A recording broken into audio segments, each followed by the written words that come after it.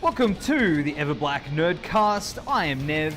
JD. We are here at Supanova Gold Coast 2019, and it's been a good day. It has, man. Like, I've been in cosplay all day, and the reception for this cosplay is amazing, but I feel a little bit insufficient to what some of the other people have made. It just makes me feel very inadequate, if you will. No, dude. Yeah. Everyone's loving it. Even the guests Yes, themselves yes. have been commenting. Brian. Yeah. Matt, Ryan loved it. Yep. So I was pretty chuffed with that. So Yep. you know, Yeah. See, had a little fanboy moment internally. They were very cool. So we had the chance to have a chat with them today, and Matt Ryan couldn't have been cooler, man. Yeah, man. Dude is Constantine. Oh yeah, I was Yeah. so happy to like I said, I was fanboying inside, but I composed myself and talked to him like within the confines of human communication. I know. I was sort of like geeking out a little. I was too. Constantine, And, I I would say. know. And he was probably the coolest out of everyone. Like Yeah. he was just so down to earth. We also had a chat with Jon Heder, Yeah. Napoleon Bonafrog, or Dynamite to most people. He's always like Blades of Glory is my thing. Yeah, I knew. Yeah. Yeah, that was your thing. And I'm stoked. We were talking about on the first episode about how that was going to be our goal. And Oh hell yeah, we got there. we got there. We did it. We got there, baby. We got there. I was stoked that he took the time. So, of course, I mean, you are in the massive get-up of Savage Opress. Which is just, how long did that take you to get into that? Okay, so it takes 4 hours for makeup, and then that includes bald cap, horn fixing, then painting, and then probably about 25-30 minutes to get into the actual costume itself. So, 4.5 hours ain't bad. How long did it take you to get out of it? 10 minutes. Like a good hot shower for 10 minutes, and I'm like me again. Did the horns go in the shower too? No. No. They just get peeled off with the whole bald cap. Walk into the bedroom, Loz is like sitting there, and I'm just like, hey. She's like, not a chance. Want me to get savage? No. It doesn't work like that. That's amazing. But, the day has just been phenomenal. I mean, It's always good to geek out, man. Yeah. Like, we need this. There's lots of things here that I wish I could afford. Like all the Neckers stuff they have at Pop Culture. Hey, look, Cylon Tea. It is because this is radio, people can't really see what we're looking at. No, we're looking at a Cylon, and I always call them Cylon. Cylon Tea. Yeah. Or Ceylon Tea. I don't know. Whatever. And there's a Scooby-Doo. Yeah. Ooh, Jessica Rabbit. Jessica Rabbit.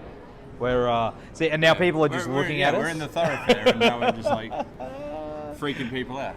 I've been doing it all day. Yeah. I do it well. Yeah, you have been. But, there's lots to do here. And this is only one day. Tomorrow is Sunday, which is a whole Oh, other yeah. kettle of fish. Sunday, so tomorrow, unfortunately, you don't get to attend. Yeah. Unfortunately. That's okay. But, I mean, you got your geek on today. I did. I very much did. I've got a lot of editing to do because Yeah. we've got like 4 or 5 interviews that we're going to be cramming into this one episode. They're only about a couple of minutes each. So what we're going to do is we're going to put them all together. Saturate you. And then I'm just going to put little markers. Yeah. So you can, skip ahead. But yeah, tomorrow is the day because tomorrow we get to do the parade in the morning. Yeah, awesome. So I'm fortunate enough that I'll be like in my TIE pilot and I'll be taking Logan in his little mini TIE reserve pilot. Nice. So it's going to be like a good father-son moment, and I hope that somebody gets so many good photos of that. Yep. And then it's, another day at the con. That's and it. Have a bit of fun with my kid and geek out and show him some cool stuff. It's the way to do it. I wish, hey man, one day I'll bring my kids. Yeah. Hux, he's still got a little way to go. Yeah. Give him a year. Yeah. Give him a year, and when they're 3, it is the best thing for them because they just lose it and see everything. They're like, oh my God. And nanny. And it's great fun. Absolutely. Involve the kids in the geekdom. So what are you you're type piling tomorrow? TIE pilot tomorrow. Yeah, for the 501st, of course. No, more for me. Okay. I'll this time, jump yep. on the. Yeah, I'll jump on the. This is my con. Yep. I'm not really here to 501st it. Yep. Hence why I swapped out my brown makeup for black makeup. Mm-hmm. And yeah, it's just a bit of fun. Awesome, man. Have a good weekend. Yeah, with because good people. Last few cons you've been there working the floors. Oh yeah. So yeah, and it's good to by the end of the weekend, man, you just you don't want to take a day off work, but you have to take a day off work because you're that hammered from the whole weekend. That's it. So just geek out. Absolutely, Yeah. absolutely. All right, well, we're going to go straight into the interviews now, back to back. Thank you to Supanova for having us here once again. Lionel, shout out to Lionel. Thanks for looking after us, buddy. Enjoy the rest of your Supanova. Tickets are still available right now if you want to get them for this Sunday. And we will see you all very, very soon. Peace. John, how's your Supanova going, man? Good? It's going. Smoothly and without error. That's what we want. Yeah. Well, this is the first time on the coast, is it? On the Gold Coast? First time to Gold Coast. That's correct. I've been to a couple of the other coasts, but I've been to the Silver and the Bronze Coast. But never the Gold Coast. The gold one. Yeah. The gold one. Well, of course, man, you've had such an incredible career on screen, behind the mic, and most notably, Napoleon Dynamite. Yeah. Which is just, it's such an iconic character, even to this day, man. People cosplay it, love it so much. It's an easy cosplay. It's a cheap shirt, and you just have to curl your hair. Easy. 4 hours in the salon, perm. It's easy. Did you find that at the time that you knew that it was going to be such a iconic character? No, we had no idea. We just wanted to make a movie that we liked. Yep. And that's pretty much it. And then it was just kind of like everybody else started getting on board, which was quite a shock to us. Awesome, man. Well, of course, I'm a huge Ninja Turtles fan. Oh, thank you. And you played one of my favorite characters, Napoleon Bonafrog. Yeah, you remember that old card? I mean, I barely remember the original characters, but I remember the toys. Yes. Because I was a big turtle collector back in that was the early 90s. Yeah. Oh, yeah, I loved it. Who's your boy? Who was what? Who was yours? Who was your guy? I mean, Mikey. Everybody loved Mikey. Mikey was kind of my go-to. There was another character. I loved Mikey. I can't remember, but yeah, I loved Mikey. Was kind of my guy. He's my guy. Yeah, I got a tattoo I of think mine. he's like everybody's guy. Oh, absolutely. Yeah, party animal. Yeah. Well, of course, how was it being part of that series? I mean, that was like. I was very whoa, part of this because my kids were watching this and I loved it. It was kind of this honor to be part of one of the many iterations of Ninja Turtles, and I'm there in the lexicon now.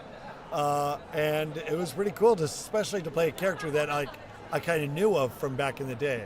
Yeah. Now, of course, we did our own spin on it. Yes. But no problems there. Do you know what's funny? What? It was only 2 weeks ago that I actually put two and two together, that Napoleon Dynamite and Napoleon Bonafrog. I know you it sounds. Not. I did. I messaged him, and I was like, one of those wake up in the middle of the night moments. Stupid, I know, but it was amazing. It was amazing. It takes a special person to have that kind of brain folly. That was me. So did you get any of the figures and stuff yourself? Oh yeah, I've got a couple of those. I had to get a couple because my kids were like, I was like, some I want some mint condition, and then a couple for my kids to play with. Yeah. That's awesome. Oh yeah. Yeah. So of course, what's next for you, bro? You can hear me on Pickle and Peanut. More voice work on Pickle and Peanut. Check that out. That's on 7. You can say it out loud. What? 7 Flicks. 7 Flicks. I guess that's a channel here. It is right? 7 Flicks. Yeah, 7 Flicks is. Anyways, no, it's a Disney cartoon. It's awesome. Yeah, awesome, man. Yeah. Awesome. Have you got a question? I don't. You're too busy. Yeah. Am I leaking? Am I yellow sweating? Yeah. Is my yellow coming down? Hey. Premature Put it lightsaber away, things? Is that a homemade lightsaber? No. It's not? It looks... It's a custom-made one from the States. Oh, okay. So that's homemade in the States. Yeah. Okay. Yeah. Made in your home. Yeah, it's our homemade. Yeah. Thank you for taking the time. You are welcome. Legend. That was Jon Heder, Napoleon Dynamite, Napoleon Bonafrog. Awesome guy. Before we continue, just have to give a shout out to one of our sponsors, Blacklight Art and Design, our go-to for all our screen printing needs. They've done all our shirts and hats for Everblack Media.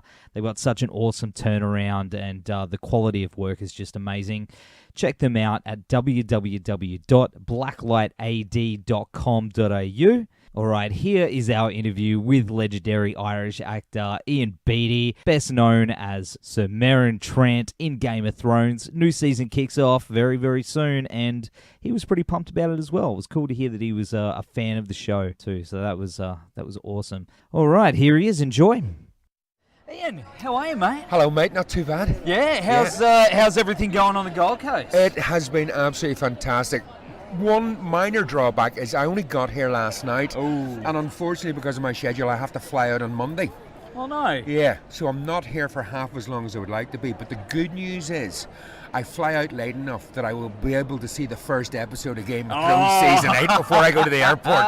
Yeah! That's amazing, mate. That is big so deal. It's become such a global phenomenon. It really has. It's incredible. I mean, Yeah. and to be part of that, I mean, it just must blow you away. It was the luckiest day I ever had as an actor. I mean, I have no doubt about that. Yeah. There will never be another Game of Thrones. It was singular. It changed television history. Absolutely. And just to be a part of that and know that you were a part of that, stunning. Oh, mate. So, what's your memories from being on set? Well, was it massive? there wasn't a minute on set that I didn't love it. Not 1 minute of 5 years. Every day I was on set, just being part of that amazingly creative family. And that's what it felt like. Yes. It felt like a family. Yeah. And to a certain extent, all the fans all around the world, it feels like we're part of this big family. It really is something that special. And I don't think any other television series has ever captured that. So it sounds like you're actually a fan. I'm a huge fan. I'm a huge fan. I've seen every episode at least 4 times, and I've seen Battle of the Bastards 9 times. Wow. Yeah. Wow. So Yeah. what are your hopes? Who are you calling for the throne? I have no idea. Every time I call for someone, they die. So really, don't be asking me, especially if I mention a favourite character of yours, because they're dead. They're dead. Yeah, that's true. It's true. One line always comes back to haunt me. Yeah. There's lines that resonate in this show all through the years. And it was a line Ramsay Bolton said.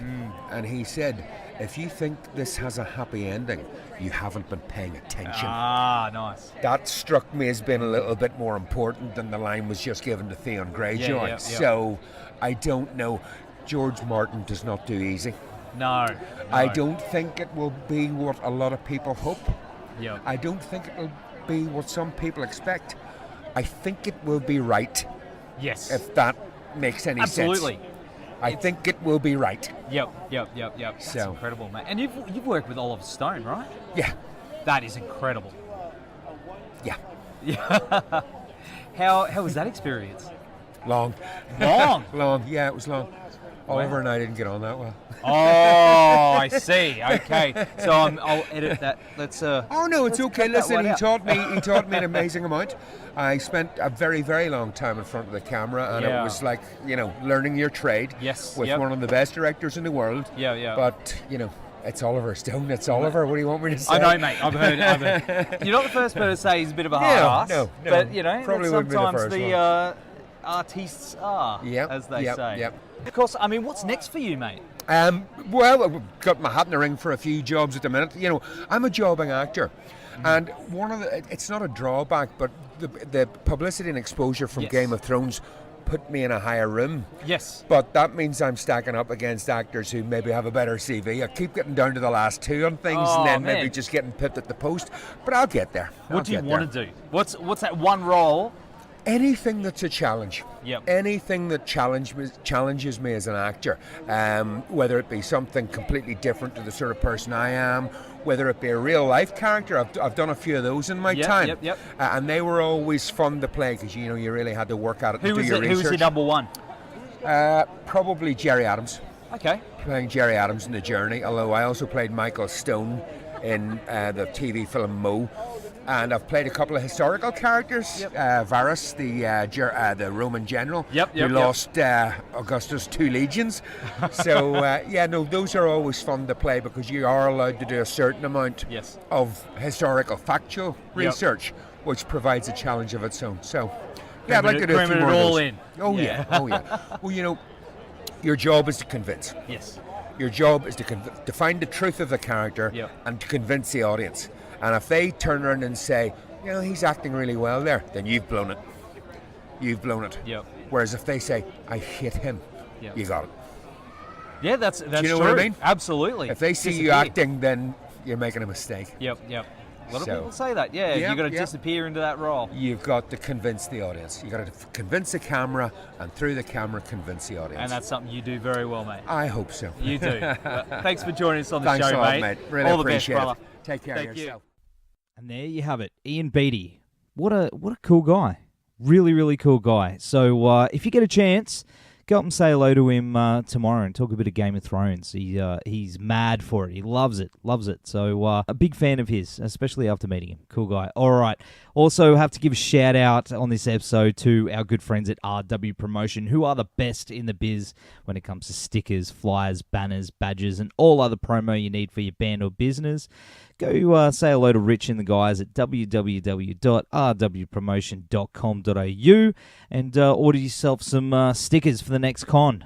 All right, here is our interview now with one of my favourite people of the day, the Saint of Killers himself, Graham McTavish. The guy was just awesome, and it was such a great opportunity to pick his brains about the Saint of Killers. He's talking about them filming at the moment in Australia, which got me super excited. And, of course, his voice work. It's just awesome. So here is Graham McTavish. Enjoy. Graham, thanks for joining us on the show, mate. How's things going? My pleasure. It's going very well, thanks. Yeah, enjoying the Gold Coast. Trying to get a bit of a swim in, but haven't done yet. So. Oh, the weather's been up and down, hasn't it? I hear there's a storm coming, actually. So oh, really? I'm worried about that, yeah. Yeah. Tonight. Yes. Oh. Well, mate, at least, how many days have you been here? I got here last night. Okay, cool. So not long. Because before you threw a little bit of a nugget at me, you said that you've been down in Melbourne. Yes. Doing some stuff.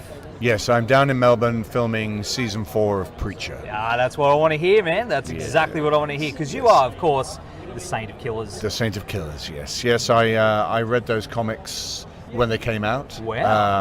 And I'm a huge fan. And the Saint is one of my favourite characters, so to play him has been an absolute joy. Yeah.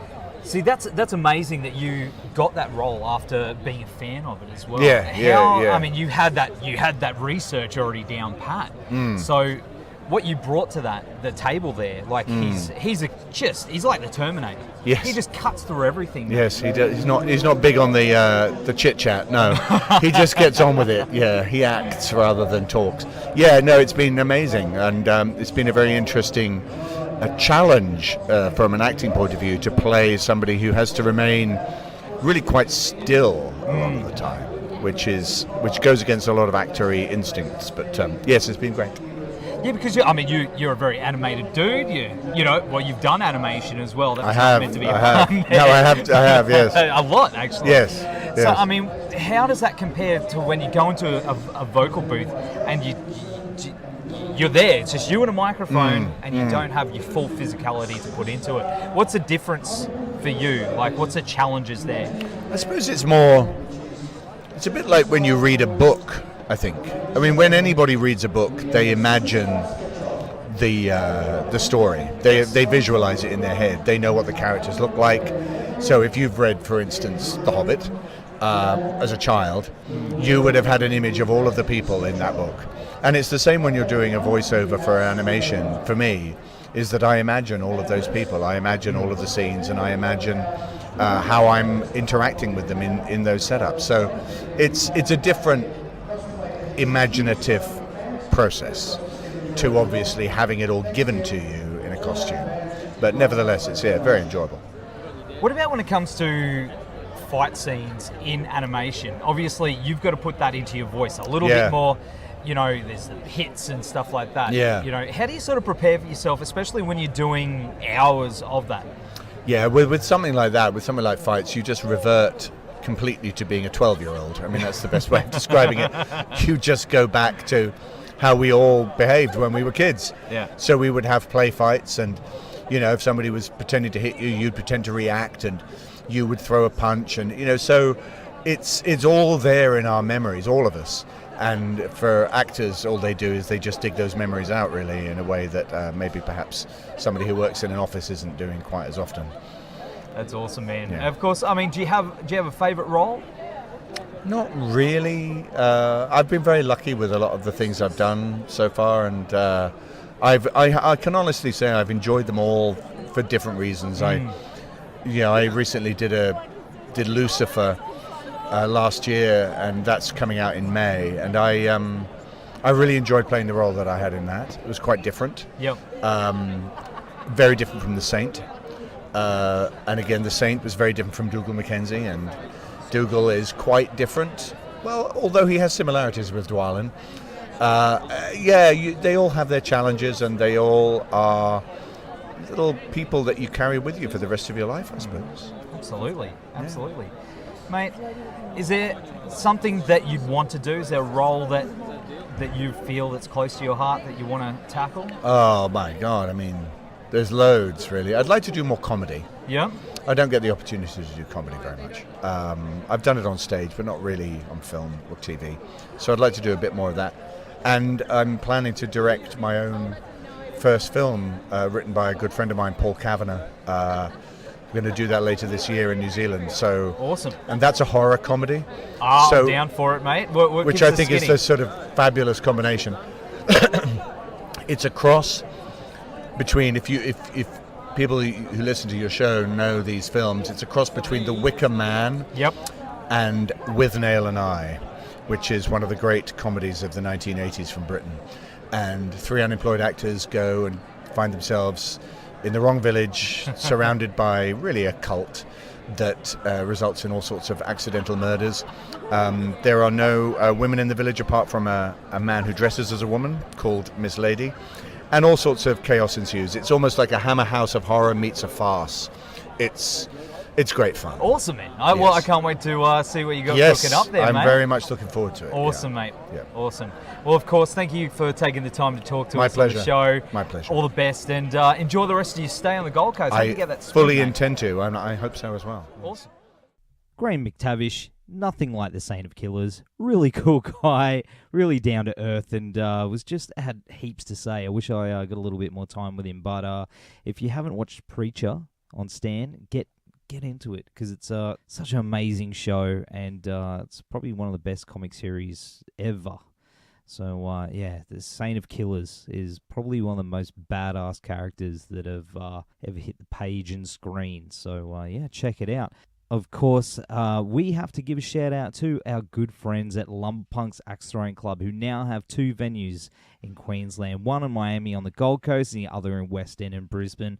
Lumberpunks Axe Throwing Club is a destination suitable for solo adventures, date nights, bucks nights, birthday parties, you name it. It's just a damn good time. All sessions are 1.5 hours in length and comprise of a safety induction, instruction on tactical tomahawks and hatchets, and then competitive play. Now, if you mention Everblack in your booking notes, you receive 10% off your session, which is awesome. Terms and conditions apply. Thanks heaps to those guys for swinging that our way, no pun intended. All right, now we're going to be wrapping things up with our interview with Matt Ryan, also known as Jon Constantine. The dude is Jon Constantine. There's no doubt about it. Just an awesome guy, and I really hope that they bring Constantine back for a full series again. Even though he's popping up in animation and Legends of Tomorrow, I'd really like to see him get his full dues. All right, thanks for tuning in. Supanova Gold Coast was just a winner. I had such a good time with JD, and we can't wait to do it all again next year. Thanks for having us there, and we'll see you around. Here is Matt Ryan. Matt Ryan, thanks for joining us on the show, man. My pleasure. It's an absolute pleasure. Thanks for joining us. So, of course, let's cut straight to it. For me, you are the definitive Jon Constantine. Oh, thank you. Thanks. Mate, it's, as a fan, it's like you came in and you've just completely owned it. Now, even though the original series has stopped airing, you've still carried on with other like animation and stuff like that. Yeah. Do you feel that you own the character in a way now? I feel like I've gotten to know him more over the years, and I love playing him. There's still elements of the character that I want to explore, mostly kind of the more of the Hellblazer stuff, you know, and I really fell in love with those comic books, but I don't feel a sense of ownership over him. I know I'm realistic in the sense that they can recast this thing at any time. Hopefully they won't, because I still feel I've got a lot to bring to the character and other areas to explore, but I don't feel a sense of ownership really. As an actor, I just feel lucky to get to play such a great character. See, but it's to the point now where you've played him so many times that it feels like you are John Constantine now. Right. I don't think that they could recast it properly. Well, I hope you're right, you know, but never say never in this business. And but you know, it's a great character, and I still feel as if I'm only touching the surface with him. And you know, doing Constantine on Legends is a slightly different style, and it's lighter, and I've really enjoyed playing those elements. But there's also other areas of the character that I'd like to explore as well, you know.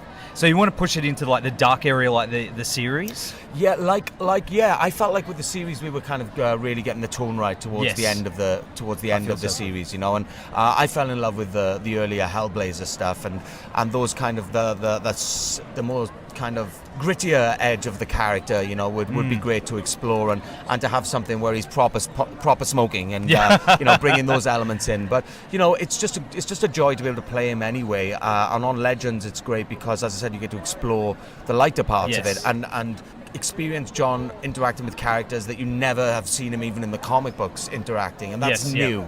And I like that, and I like that we're kind of taking the character, getting to know different areas of the character through the dynamics of the relationship with characters that we haven't seen before.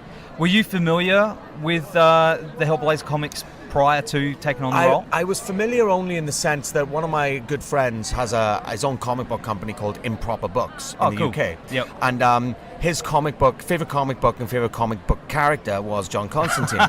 So as soon as I knew I was doing the part, I gave him a call. You know, I was like, "Hey, what's the crack with this character?" And then I started reading the comics and fell in love with him. You know, fell in love with the Hellblazer and the character. How was his reaction when you called him and said, "Hey, man, I've got to be playing Constantine"? Yeah, he sent me he gave me the lowdown on the character, especially things what not to do.